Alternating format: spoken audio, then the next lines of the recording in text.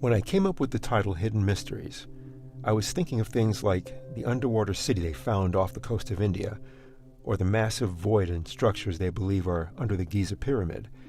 But what do you say to a normal housewife and a mother of 3 who says she is one of those mysteries that has been hidden away, presumably for centuries? Normally, I would say, have you taken your meds? But when Katie Campbell said those words, it almost didn't register because of everything that led up to it. Not to mention her brother Jack, who was sitting next to her nodding, yeah, she was way more important than you think. After she said that and the stuff about the power that was with her, they were sitting there waiting for me to say something, ask a question, tell them they were nuts. But the truth is, as bizarre as the story was, it all kind of fit, but there was still a gaping hole. Before Katie continued, I turned to Jack. You said you set the trap perfectly. How? How could you if you didn't even know what you were doing? Jack was nodding the whole time, like, good question. He said, the instruction on how to send the message was easy. I knew how to set it up so that it would work. The traveling spell was different. It was written in English, but it made no sense. What did it say? Do you remember any of it? Of course. I read it 100 times trying to get the thing to work. First, the words to the spell were ridiculous. Digahu, bigahu, bala, bugia. What is that? Then the instructions. Set ye door at the Norworld's sliver of a splinter's eye to ye dwelling place. Then rest ye brow at the spot. He sat there looking at me lost. It was clear he'd never figured it out. I turned to Katie and she looked away so fast it was comical, like a person caught staring inappropriately. I kept looking at her till she glanced over again, just to let her know she was busted. It was clear she knew something Jack didn't, possibly even something she never shared. I made a note of that. So you had a spell you couldn't use. Then what? I tried to use it anyway, 47 times to be exact. 47 times? Yeah, the number of doors in our house growing up. I cast that spell on every single one. Front door, back door, basement, attic. It didn't matter. I couldn't make it work. Finally, I got so mad I was in my room yelling at the walls. I told them it was stupid. I was done, and I tore it up. Yeah, that's right. I ripped that scroll into 100 pieces, then tossed it into the air and started to trash my room. Call it a fit of rage. I was done, and I meant it. He stopped, like the thought had just occurred to him, then turned to Katie. They knew it too. At that moment, they knew I was out. Katie looked at him. You're just figuring that out now? That had to hurt. Then he said in his own defense, you do know I'm the one with a degree in history and philosophy, right? And kept going like it was only a flesh wound. So once again, I'm in the center of my room, and I catch movement at the corner of my eye. I'm staring across the room. There's nothing. Then I see it. Floating in the air, in the space between me and the wall, was a little yellow speck of something. A piece of the scroll. Then 2 more pieces floated up. Before it happened, I was leaning on my table trying to catch my breath.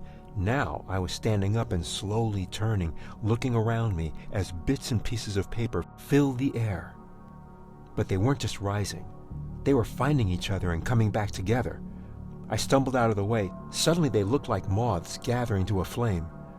There was a glowing dust that surrounded them and flickers of light swirling around until the scroll was put back together and drifted down in front of me, right at my feet.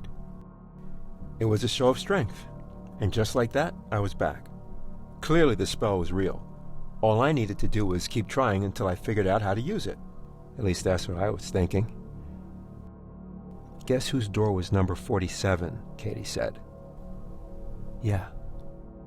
That night, it was raining. I was in my room waiting for Dad to get home, sitting in the window seat watching the rain come down, and I heard this knocking behind me. I turn around and I see Jack standing there in the doorway. The door's open, and he's knocking on the door frame. Then he's rubbing it and looking at it closely like he's trying to study it. I had no idea what he was doing. He stepped back, raised his arms, and started saying these silly-sounding words and flicking his fingers at the door over and over again. When nothing happened, after a while he finally quit, and I asked him, "What are you doing?" That's when he held up the scroll and told me all about the spell. Honestly, he must have said those stupid words so many times I couldn't get them out of my head. Do you think that was intentional? The silly-sounding words, I mean. You were only 12. Maybe they wanted to give you something a child would remember. Yeah, I suppose that's possible, she said, then kind of looked down, like we had reached another point that struck a nerve. Jack gave her a nudge. You have to tell him, he said. The trip. Yes, I know, she said, then looked at me with that usual intensity. This was the part that made me wonder how much control they had over the world around me. She paused like she was trying to think of how to say it. You ever think about something and then it happens right afterward? Like the thought is still in your head and it feels like you made it happen. Can't say that I have. She smiled at my response, then continued. Dad came home with a present he'd been promising. Jack piped in. An acrobatic kite that can do tricks. You could even land it and take off again. It was pretty sweet. Katie looked at him. A combat rainbow flyer, and as I recall, you didn't seem that interested. I had a lot on my mind, he said. Katie finally turned to me. We had a family outing at Lakeside Park, and Jack was particularly difficult, positively miserable. When we were packing up, I saw that Mom had one of Grammy's books. It was called The Exploration of Revelation. Anyway, I asked her what it was about. Whatever she said, all I remember was something about a white horse in heaven. I was only 12. On our way home, I was in the back of the van. You had fallen asleep. I closed my eyes, and all I could think about was the white horse, what it must look like. And right then, I opened my eyes. Just as we were passing, I yelled, "Stop!" Yeah, and you scared the hell out of me. There was a white horse standing on a hill, as perfect as the picture in my mind, down to the clouds and the rays of sunlight on the hillside. This was no coincidence. Mom was speechless. It was a foreshadowing. Of what? From who? I said. They sat there staring, silently observing me. Katie finally spoke up in a measured tone, like she had bad news, trying to break it gently. We were wondering how to do this, but I don't think we have a choice, she said. Jack shook his head. I told you he's not ready. Katie kept going. The more I talk, the more unreal all of this will sound, but you have to know, this is still happening. It happened to me. It can happen to you. I seriously doubt that, I said. You're the one they were after. I'm nobody. Katie returned the smile. Captain Wren was nobody, and he woke up on the shores of a world he found so fascinating it drew him in and would have killed him if it weren't for us. She let that sink in. You're telling me you could die there? People die in their sleep every day, Jack said. The place has a presence. It's like it's in the air. It draws you in. As dangerous as it was, I wanted to stay. And if it wasn't for Katie, I wouldn't be here. That added some perspective. Katie continued. There are things in that world you've never dreamt of. Things that live and breathe and have real power there. The unimaginable. I was getting tired of the cloak and dagger stuff. Like what? I said. Just give me one example. They looked at each other. Don't scare him, Jack said. After giving it some thought, she turned to me again. Okay, the judges. They're the oldest and wisest and greatly respected in their world. She waited till she was sure I had an image in my head. Okay, a wise old judge. Old guy, wire-rimmed glasses in a black robe. Got it. Then she said, they are among the most beautiful, luminous beings that live inside the trees. They don't appear to everyone and only come out at night all aglow in flowing gowns of spectral colors. They're the tree spirits of the Fineland Forest, known as the judges who speak to the lost and drive out the wicked. I spoke to one of them when I was looking for Jack. She was so beautiful and amazing, Katie said. smiling and clearly reliving the moment. "Tree spirits, huh?" Jack said, "Hey, this isn't your garden variety, earthy, crunchy tree spirit. The trees can move. These things have power. The people are afraid of those judges because they can crush you. You ever think of something like that?" "No, that's definitely not what I had in mind. So, what's the worst thing you ever saw?" They looked at each other and literally burst out laughing, right in my face. A good, hearty laugh, like the question was totally absurd. When they finally calmed down, they both said it together. "You are definitely not ready for that." "Tell him when you used the spell," Jack said. I pointed at Katie when he said it. "I knew it. You're the one who figured it out." "Not exactly," she said. "I thank God that I was a little girl when it happened. My adult mind could not have handled it. I would have had a nervous breakdown. So when I saw the white horse, I couldn't stop thinking about it. It was like 11 o'clock when I went to Jack's room." She turned to him. "Remember?" "Of course I remember," he said. "You came in all excited and I yelled at you about your stupid horse and kicked you out." Katie stopped to think and shook her head. "You know, if it wasn't for that, maybe none of this ever would have happened." "Unlikely," Jack said. "They were smart enough to find you. They would have found another way. They wanted you bad." They sounded like two detectives talking over a crime scene. Jack said, "When Dad heard me yelling at Katie, he'd had enough of me. He grabbed me in the hallway and dragged me to your room. I remember. He made you apologize. I was already in bed when I saw Dad standing in the doorway, holding Jack by the back of his collar. You looked like a skinny little puppet. You apologized and stormed off to your room. I remember feeling sorry for Dad. It's not how he wanted the day to end. I told him it was all right. He blew me a kiss, turned out the lights, and closed the door, not all the way." She sat there waiting for me to realize that everything she just said happened at the door that Jack had cast a spell on. She must have seen the look in my eyes. Suddenly, I was listening to every word. I lay there looking at the door, thinking about everything, thinking about the day. That's when I got tired and found myself just staring at the door. Then I remembered those silly-sounding words, playing over and over again in my head. Finally, laying there, I just whispered. I barely said it at all. "Digahoo, bigahoo, bala, boogia."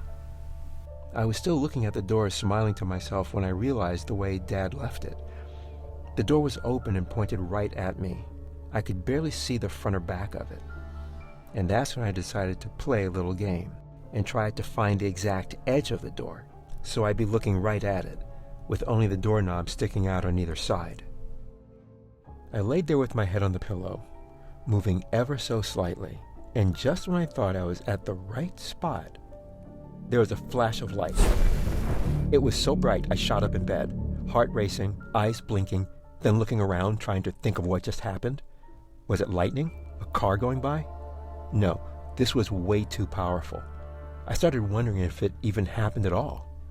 But staring in the dark, I could still see a thin gray line dancing in my eyes. And that's when I knew where it came from. It was the edge of the door. I was sitting up when it occurred to me. The spell. What I did next, I will debate forever. I laid back down with my head on the pillow and stared at the door, trying to make it happen again. The truth is, even though I saw it, I didn't believe it. And then a second flash lit the room, but this time I didn't move. And in the darkness of my room, I just stared at the edge of the door that was still glowing brightly. But in my mind, its light never touched the walls. I sat up, thinking it would disappear. But while the light held steady, either the room or I was moving. Staring at the light, I could get my balance. I found my slippers with my feet and went closer. That's when I saw it. This wasn't just a light. It was a sliver of something. A place. It was like looking through a crack and seeing the world beyond it. And it wasn't just a place. I knew what I was seeing and where it was. The closer I got, the more the room began to spin. and the wider the opening became so I could step through it. And right before I did, I remember thinking, I have to tell Jack his traveling spell worked. Does that even sound like me? So now they were manipulating you as well. I opened up the portal. That gave them access. What did it feel like when you stepped through? It felt like any doorway. You step across the threshold, and you're somewhere else. She probably went halfway across the universe in a split second, Jack said. Who knows how many thousands of light years? Not to mention a 200-year temporal displacement backward in time. What does that even mean? How do you explain that? I stopped trying years ago. Best I can figure, they've learned how to create wormholes and control them with pinpoint accuracy. Bridges across dimensions. That's my guess. Katie continued. All I know is when I stepped through, I was exactly right where I thought I'd be. The pasture my mom and I had seen with the white horse and the world around me felt real. But the white horse standing in front of me now, it looked too perfect. The perfect day with the perfect animal. I just wanted to touch it. It was only 20 yards away, and when I got maybe half the distance, it turned and bolted for the tree line. And so I ran.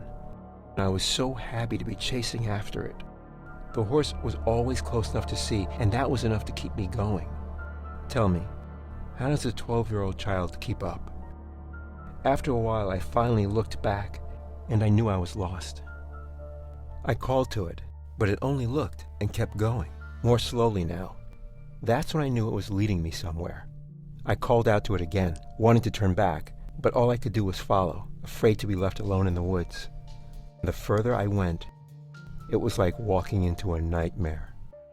In a matter of minutes, the trees disappeared with the light. The grass was gone too, replaced by huge stone blocks perfectly fitted together, trailing into the darkness.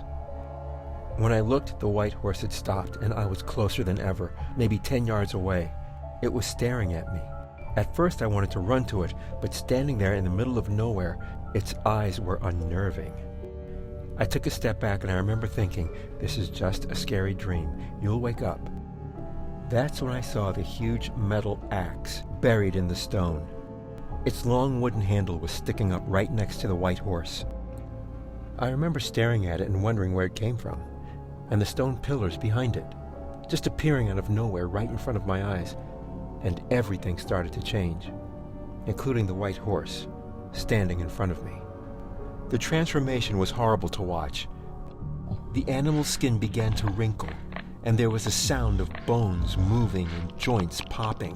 It struggled to keep its balance, then stood up and reared back on its hind legs, which grew thicker. Its hooves turned to feet, and suddenly it was hunched over like some horrible beast with huge hairy arms.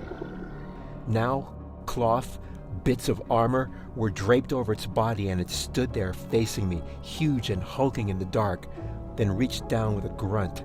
It pulled the axe out of the stone, which made the blade ring. That's when I remembered what you told me. I looked at them both like, what was it? When Jack said it. Ogre. He smiled at Katie like her proud older brother. You remembered, he said. I was so confused. The white horse was an ogre? They both looked at me, and I could see their disappointment. Jack shook his head. I told you he wasn't ready. No, Katie said. It was never a white horse. It was an illusion, another spell. This one cast on an ogre, to serve as a lure, for me to follow. I started nodding. It was an ogre. I get it. I get it. Jack was still looking at me doubtful. Before you get some Hans Christian Andersen fairy tale ideas, let me clue you in. Your basic ogre ranges 7 to 10 feet tall. Battle ogres are even bigger. Now imagine something with the strength of a silverback that would just as soon rip your arm off and eat it for a snack as smile at you. Yeah, ogre. I get it. I turned to Katie. You poor kid. So then what happened? It smiled at me. I could hear it breathing, grunting, almost laughing to itself, like, You fell for it. I wanted to run. I told myself to run, but my legs wouldn't move. It was like they were stuck in cement. There was a vibration like the air was alive and buzzing all around me. Turns out I had been holding my breath the whole time. Suddenly I was gasping for air, whipping my head around as everything was still appearing, and what was real finally became visible. When it was done, the buzzing was gone and I was standing in the middle of a huge stone courtyard. The castle keep with its myriad of towers and torchlights, high stone walls and battlements reaching up into the night. I was still trying to breathe and looked at the ogre, and its head was cocked to the side like, Are you gonna make it? it could have been wondering if I tasted like chicken. It was an ogre. That's when I heard the sound of hinges creaking, and suddenly a bright yellow torchlight shone on the stony ground like a carpet that led right up to me. It was all I could do to look past the ogre to see the thing that was coming out of the light. The thing? The thing responsible for all of this. It was him. Gelzuin. I couldn't even see his face, but I knew it. This was his entrance, the moment he had prepared for. I watched him walking toward me, and in my horror, I was still amazed. He had the presence Jack was talking about. He was tall and had this robe, a thick bronze-colored fabric that swept the ground when he walked, and it shone like metal. Draped over his shoulders was a huge fur collar as thick and long as a lion's mane. It made him look powerful. He came up behind the ogre and walked right past it like it wasn't even there. Again, I wanted to back away, but I couldn't move. He stopped about 10 feet away, looking down at me with that devilish grin, his marble eyes and arched eyebrows, looking more sly than anything possibly could. Suddenly, I could move again and I staggered back, get some distance between me and everything. That's when he spoke. Splendid. How nice, he said, smug and confident. Yeah, Jack said, like it was all too familiar.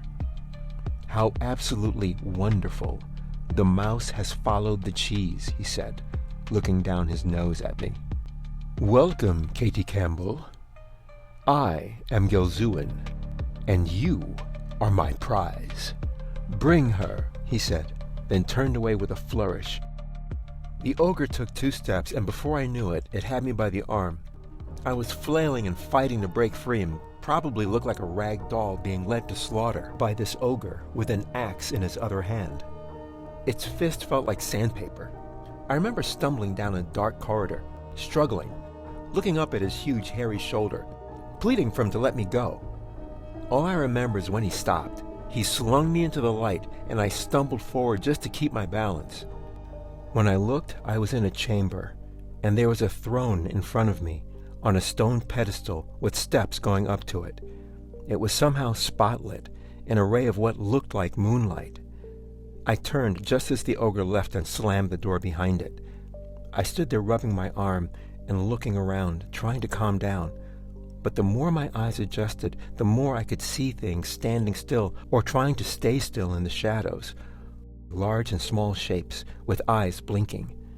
Again I stood there with my heart pounding, frightened out of my mind, completely unaware of what was truly happening. This was an audience called by the wizard, and every living creature in attendance was just as surprised and afraid as I was, because the wizard had made good on his promise and done the impossible. He had found the thing he was looking for, and now that thing was in their midst and they were looking right at it. They began to move again, looking at each other after the surprise of my entrance, and then I heard something coming. Deep, heavy breathing and the sound of padded feet with claws scraping the stone floor. I turned and froze, staring in the direction, and coming toward me out of the dark was the biggest bear. I wanted to die. In fact, I thought maybe that's why they were all there, to see me get eaten by this thing. But there was nowhere to run. I watched it come into the light. I wanted to faint.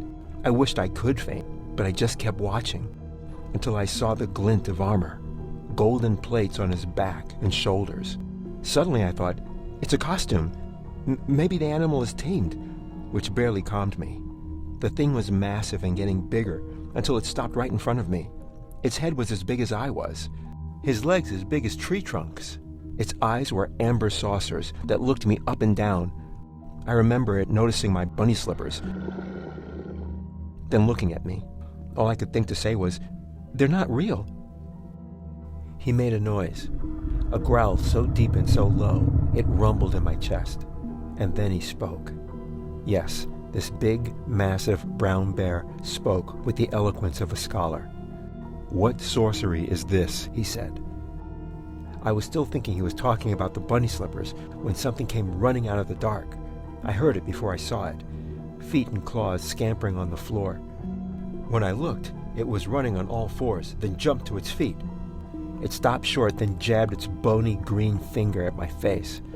That angry, maniacal little creature was excited to be home and wanted me to know about it. Jack was shaking his head when I looked at him. A hook-nosed goblin. Psychotic little terrors. That's the thing that was in my room with me, the whole time. Him and a couple of his little buddies assigned to watch me till the job was done. That thing was the presence in the house. This man was telling me he lived with a goblin, and they were roommates for months. Roommates. I had no response. He turned to Katie. "What did he say to you again?"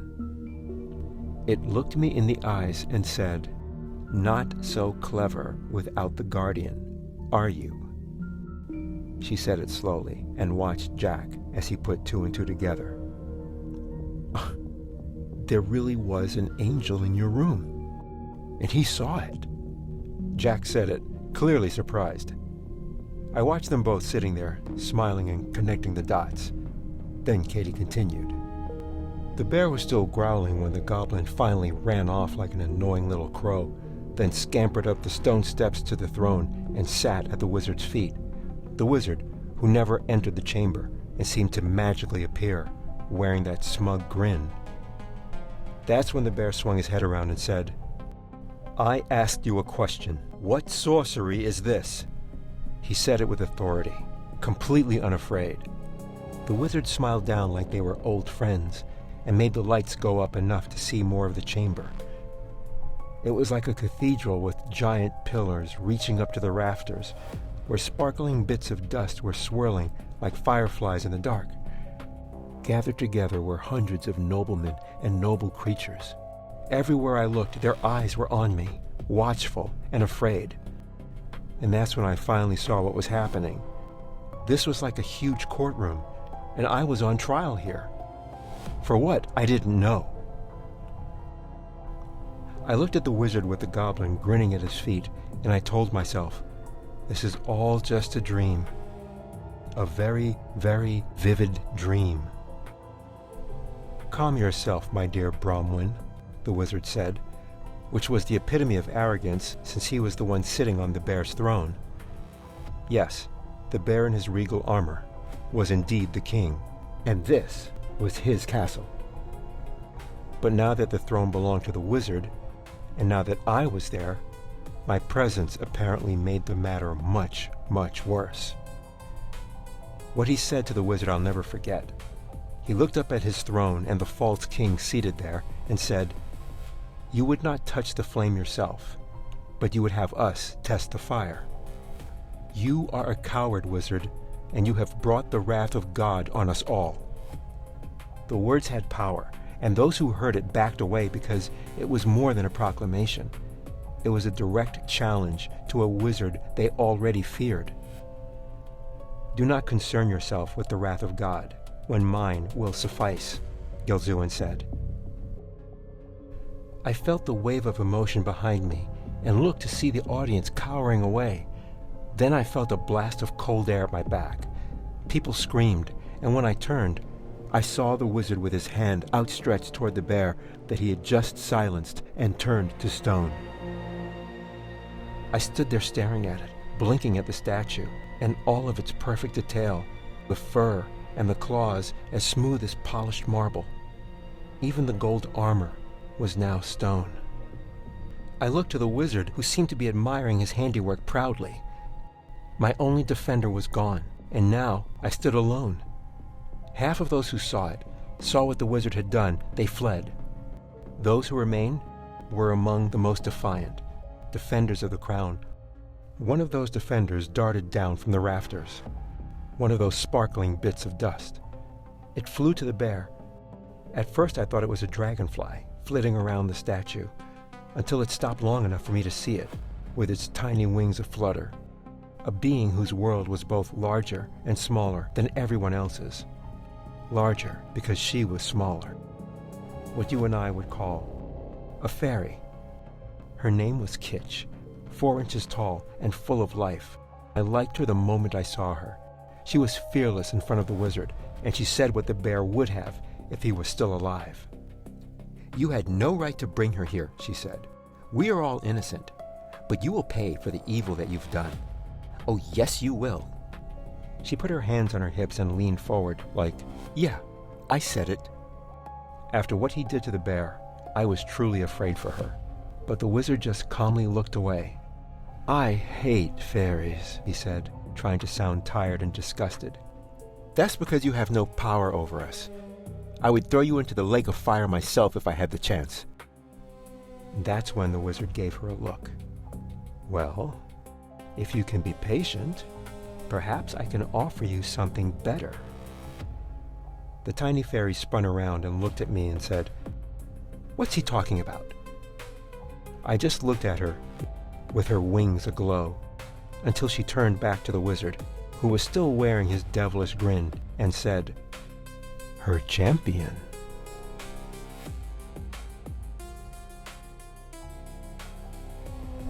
Thank you for listening, and watch for episode 3, When Worlds Collide.